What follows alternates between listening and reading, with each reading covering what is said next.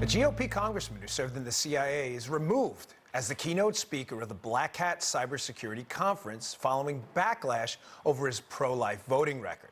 In a statement, organizers claim, "We will continue to focus on technology and research. However, we recognize that Black Hat USA is not the appropriate platform for the polarizing political debate resulting from our choice of speaker." But why would his pro-life stance have anything at all to do with his expertise in the intel community? Well, let's ask him. Former CIA officer and Texas GOP Congressman William Hurd joins us now. Congressman, thanks a lot for joining us. I really appreciate it. Good morning. I think the most disturbing thing about this story is I'm sure, I don't know you personally, but I would take this to the bank and cash that check, that during your time in the CIA, you managed to do your job as a patriot without letting your personal politics get involved. And yet your personal politics kept you from contributing to this intel conference. How does that make you feel? Well, you're exactly right. And I'll take it even a step further. I didn't know what the personal politics were of my colleagues, that we were shoulder to shoulder stopping Al-Qaeda from trying to conduct another attack on our homeland, preventing Russian spies from trying to steal our secrets, and putting nuclear weapons proliferators out of business. One of the things that's disturbing, I think this is one more data point in a trend where people are uncomfortable or unwilling to engage with people who disagree with them.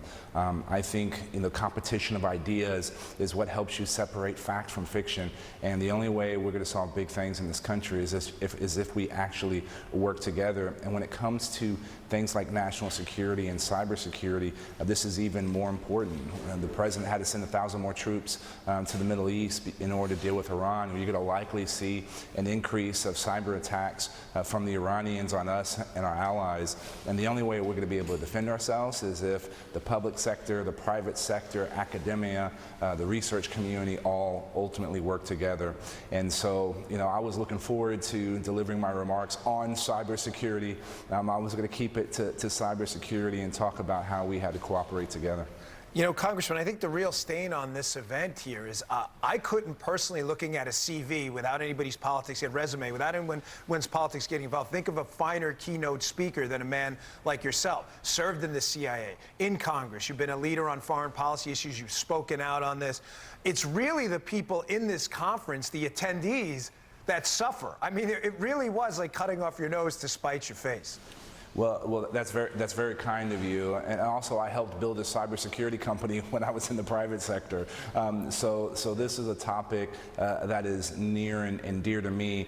And as we see the number of devices that are going to be interconnected, our surface area of attack is increasing. It's even more important to have that mix of conversation between the public and private sector. This is a premier hacker conference, and I wish them the best, and I hope they have a successful conference. Congressman, I got a minute left, but a TechCrunch editor, which I assume is some kind of online magazine there, Zach Whitaker, tweeted out that your attendance would be a, quote, affront to diversity. Just your final thoughts on that. I know it's kind of humorous, unfortunately, in a bad way, but your thoughts on that. Well, I believe it was an ACLU lawyer replied to that tweet and said, we should probably remind you that he's African American.